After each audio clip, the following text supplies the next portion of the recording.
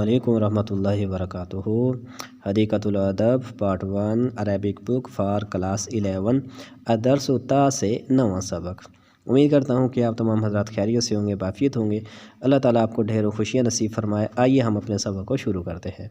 अल असद व इब्नु मावा वल हिमार। असद कहते हैं शेर को, इब्नु आवा कहते हैं गीदड़ को, वल हिमार कहते हैं गधे को। ठीक है जी। नंबर 1 मरज़ुल असद व दवाउहु। शेर का मरज़ और उसकी दवा यानी उसका इलाज। ज़ामो गुमान किया जाता है, ये एक फ़र्ज़ी कहानी है, हकीकत में अन्नहु कान असद फ़ी अजमातिन कि एक घने जंगल के अंदर एक शेर साहिब रहा करते थे। वकाना माहो इब्नु आवा, उसके पास एक गीदड़ भी बेचारा रहा करता था। याकुल मिन फ़ज़लाति तामिही, जो शेर का बचा हुआ खाना खाता था। फ़ासाबल असद जरब, तो वही शेर को खारिश की बीमारी लग गई। मालूम हुआ कि उरूज हमेशा नहीं होता, उरूज के पीछे सवाल लगा हुआ है। तो वही इसको लग गई बीमारी खारिश की। वज़ाउफ़ा शदीदन, बहुत कमज़ोर हो गया। वजूहिदा, बहुत थक गया। फ़लम यसदी असैद, तो वो शिकार करने के अब काबिल ना रहा। तो फ़क़ाल लहू इब्नु आवा, तो गीदड़ ने एक रोज़ शेर से कहा, मा बालू का या सय्यद सिबाग, ए दरिंदों के बादशाह आपको क्या हुआ? क़द तग़य्यरत अहवालुक, आपकी हालत तो बहुत ख़राब हो चुकी है। क़ाला, तो शेर ने कहा, हाज़ल जरबुल्लज़ी क़द जहदनी, जी ये जो मुझे खारिश की बीमारी लगी है इसने मुझे थका के रख दिया है। वलैसा लहू दवा इल्ला क़ल्ब हिमार व उज़ुनाहु, और इसका जो इलाज है वो सिर्फ़ गधे का दिल और गधे के 2 कान हैं। ठीक है, मेरे इस मरज़ का दवा इलाज गधे का दिल और गधे के 2 कान हैं। काल इब्नु आबा, तो गीदड़ ने कहा, मा आइसर हाज़ा, ये तो कोई मुश्किल काम नहीं है, बड़ा ही आसान है, ये तो मैं कर दूंगा मिनटों में। वक़द अरफ़्तु भी मकानिन कदा हिमारिन, मैं एक जगह एक गधे को जानता हूँ, माँ कसार, जो एक धोबी के पास रहता है। ठीक है, धोबी, ठीक है जी। यहमिलु अलैहि सियाबहु, वो उसके ऊपर कपड़े लादता है, कपड़े धो धो कर लाता है। वाना आती कभी ही, मैं उस गधे को आपके पास लेके आता हूँ। वाह वाह वाह। ठीक है। नंबर 2 अल-हील अली हुसूल अलल हिमार, गधे को हासिल करने की चाल।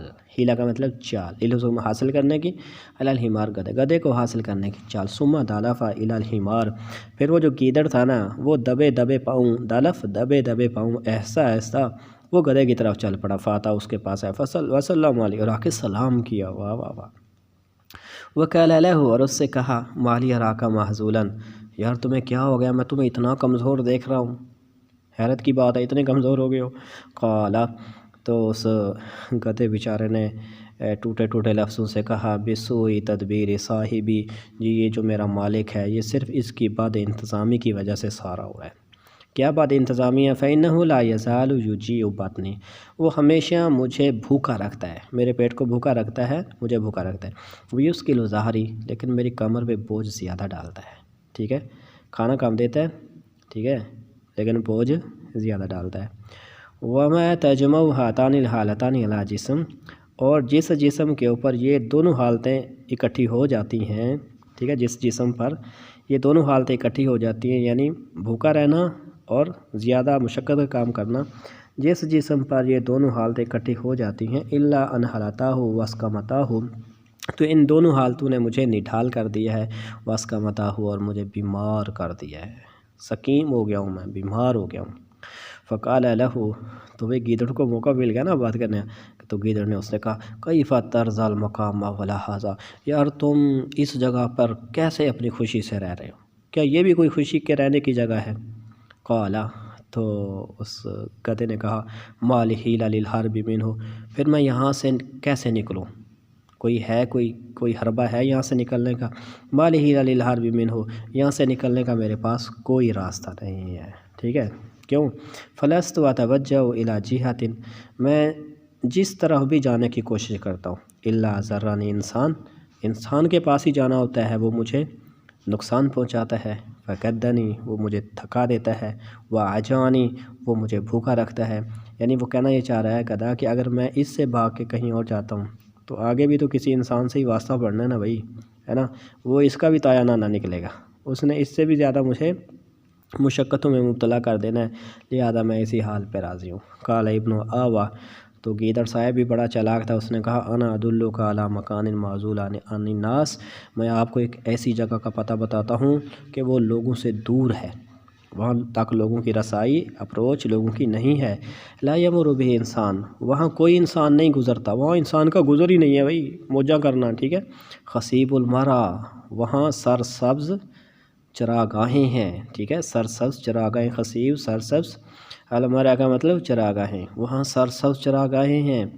فیہ عانۃ من الحمر، وہاں گدھوں کا بڑے بڑے ریوڑ ہیں بھائی، ساری آپ کے خاندان کے ہیں، وہاں مزے ہو جائیں گے۔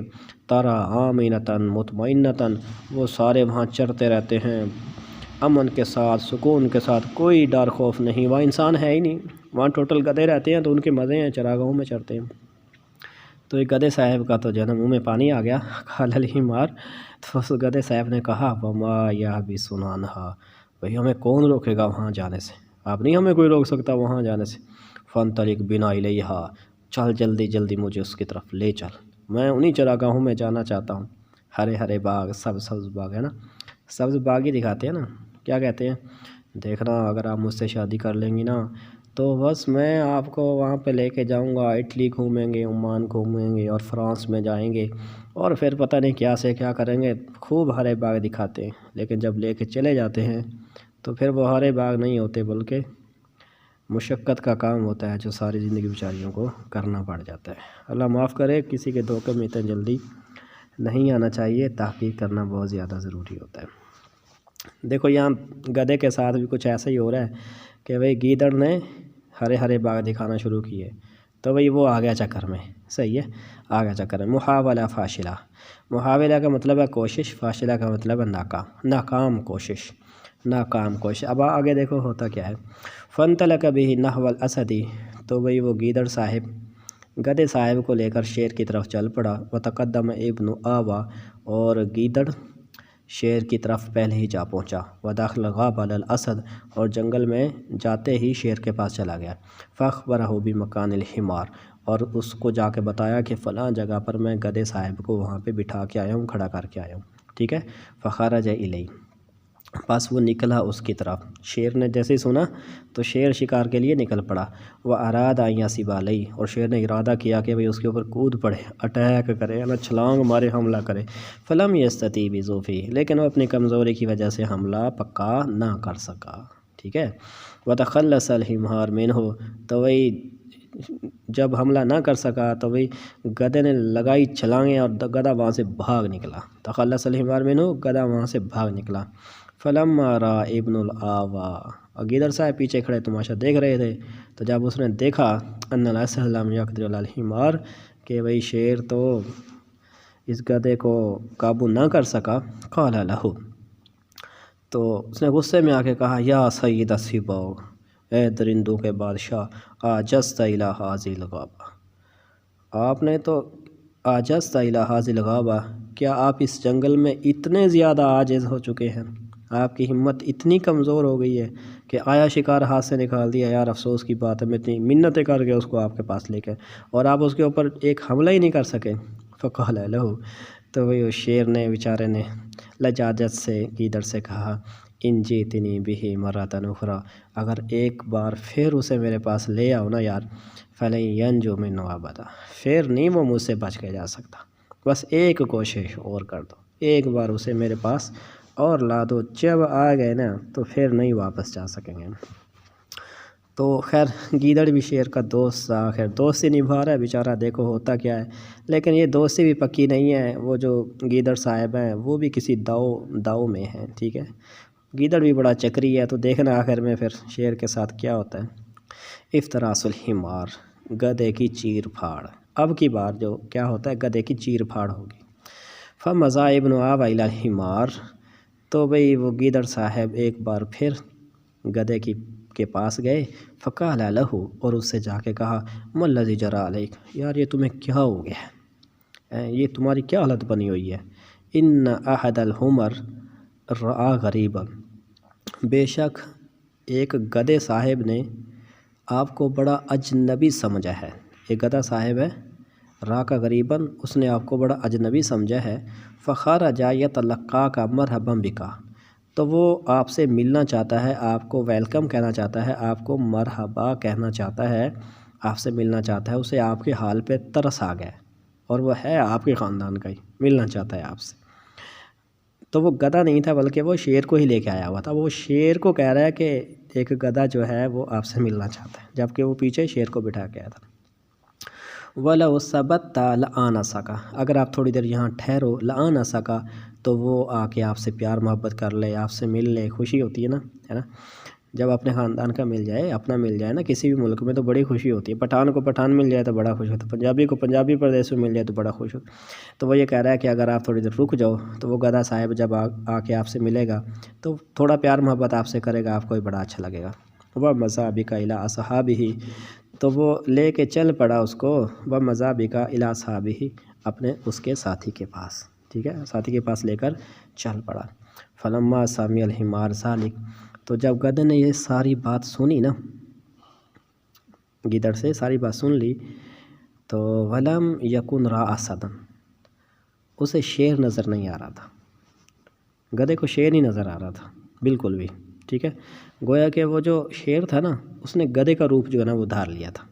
اسے لگ ہی نہیں رہا تھا کہ یہ شیر جو ہے نا پیچھے چھپا ہوا ہے. صدق ما قال له ابن آوا، تو اس نے کہا گیدڑ صاحب آپ جو کہہ رہے ہیں ٹھیک ہے، میں نے آپ کی بات کو مان لیا. واخذ طریقہ الی الاسد، تو اس نے گدھے نے وہ راستہ لیا اور شیر کی طرف چلنا شروع کر دیا. فسبق ابن آوا الی الاسد، تو گیدڑ صاحب تو پہلے ہی شیر کے پاس چھلانگ لگا کر پہنچ گئے. وقال له، اور اس سے کہا استعد له، دیکھو تیار ہو جاؤ، اب کی بار پہ وہ آ رہا ہے. ٹھیک ہے، فقد خدعته لك، تو میں نے آپ کے لیے اس کو ایک بار پھر دھوکہ دے دیا ہے. ٹھیک ہے، اب میں اس کو دھوکہ دے کے پھر لایا ہوں، لیکن آپ تیار ہو جاؤ اب. فلا یدرکنک ذو فی هذه النوبہ، اس بار آپ کی کمزوری کہیں آپ کو، تو اس بار آپ کی کمزوری جو ہے وہ بیچ میں آڑ نہ بنے. ٹھیک ہے، بیچ میں آڑ نہ بنے. تو فَإِنَّهُ إِنْ أَفَعَلْتَ لَنْ يَعُودَ مَعِيَ أَبَدًا، اگر اب کی بار وہ نکل گیا نا گدھا صاحب، پھر وہ کبھی بھی میرے ساتھ دوبارہ واپس نہیں آئے گا. اب گیدڑ کی سنو. وَالْفُرَسْ لَا تُصَابُ فِي كُلِّ وقت، کہا شیر صاحب یہ موقع روز نہیں ہاتھ آتا. ٹھیک ہے، وَالْفُرَسْ لَا تُصَابُ فِي كُلِّ وقت، ایسے موقع ہر وقت جو ہے وہ ہاتھ نہیں آتے. ابھی موقع ہے، جو کرنا ہے سو کر لو. فخرج الاسد الی موضع الحمار، تو وہی شیر چلا اپنا گدھے کی جگہ کی طرف چلا. فلما بصر به، تو جب جیسے ہی اس نے گدھے کو دیکھا، عاجلہ بوثبۃ، اور بڑے تیزی کے ساتھ اس کے اوپر اٹیک کیا، چھلانگ ماری. افترسہ بہا، اور گدھے کو چیر پھاڑ کے رکھ دیا. صحیح ہو گیا، کامیاب، گدھے کو چیر پھاڑ کے رکھ دیا، وہ گدھے کو مار دیا. اس کے بعد آگے کیا ہوتا ہے یہ مزیدار ہے. نمبر 5، حمار بلا قلب ولا اذنین، جو گدھا صاحب ہیں بغیر دل کے ہے، بغیر کانوں کے ہے، دونوں کانوں کے بغیر ہے، بغیر دل کے ہے. یہ کیا ہے جی، اس کو دیکھ لو. ثم قال، پھر کہا ہے، یعنی کتاب ذکر اطباء، طبیبوں کا کہنا ہے، انہ لا یوکل الا بعد اغتسال والطہور، وہ جو شیر تھا نا وہ شکار کرتا تھا، لیکن شکار کرنے کے بعد وہ پہلے غسل کرتا تھا، نہاتا تھا، اس کے بعد جا کے اپنے شکار کو کھاتا تھا، جو شیر صاحب تھے. آپ شیر نے گدڑ سے کہا فاحفظ بھی حتی اعود، تو تم یہ میں نے شکار کر دیا ہے، تم اس کی حفاظت کرو کہ میں اپنا غسل کر کے نہا کے آتا ہوں، پھر جو ہے فآکل قلب اذنیہ، پھر آ کے میں اس کے دل کو اور اس کے کانوں کو کھاتا ہوں، تو میں جب کھاؤں گا تو میرا خارش کا مرض بھی ختم ہو جائے. ٹھیک ہے جی. تو وَأَتْرُكُ مَا سِوَىٰ ذَٰلِكَ قُوتًا لَكَ، تو میں نے صرف دل کھانا ہے اور کان کھانے ہیں، باقی پورا گدھے کا دھڑ گیدڑ صاحب وہ آپ کے لیے ہوگا. ٹھیک ہے، آپ نے فکر نہیں کرنی، باقی سبھی کچھ جو ہے وہ آپ کے لیے ہوگا. میں نے صرف گدھے کا دل اور کان کھانے ہیں، باقی سب کچھ آپ نے کھانا ہے. تو گیدڑ نے کہا ٹھیک ہے جی، آپ جائیں، شاباشی، آپ جائیں ذرا فریش ہو کے آئیں. فلما ذهب الاسد لیغتسل، تو شیر صاحب چلے گئے غسل کرنے کے لیے. عمد ابن آوا الی الحمار، تو وہی گیدڑ نے ارادہ کر لیا، گیدڑ جو ہے وہ متوجہ ہوا الی الحمار، گدھے کی طرف.